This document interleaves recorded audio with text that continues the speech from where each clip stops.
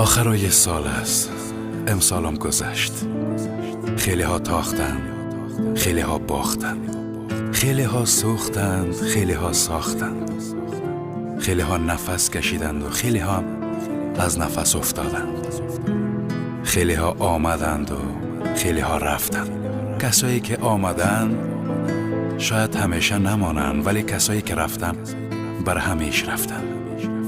زندگی بسیار سخت است، اما گاهی به سختیش میارزه.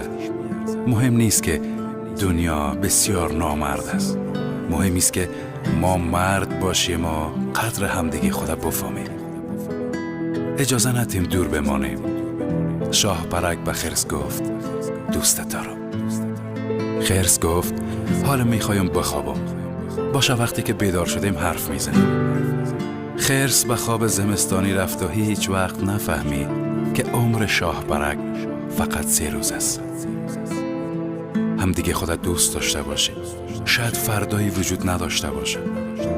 آدمای زنده به گل و محبت نیاز دارن و مرده ها به فاتحه، ولی ما گاهی برعکس عمل میکنیم.